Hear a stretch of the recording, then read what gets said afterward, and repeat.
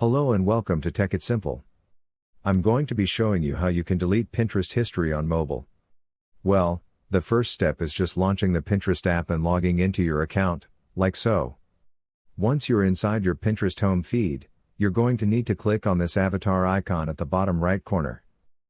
So, here, I wasn't quite able to see this settings icon at the top when I was in dark mode, so I just switched to light mode and clicked on this gear icon.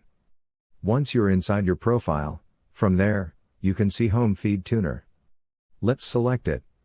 So, all the pins that we have seen or viewed are displayed on this page. So, if you unclick this on click and unclick, so if you refresh this page again by going back, refresh it, and go to settings again, Home Feed Tuner, you see we are no longer shown pins that are inspired by these pins that we have unchecked. Alright, if you want to clear your search history instead, here's how you can do it. Just click on the search icon, and then to clear this, just click on this cross icon next to the search charm, and the search history will be gone too. Now you know how to delete Pinterest history on mobile. If you found this video helpful, do give this video a big thumbs up.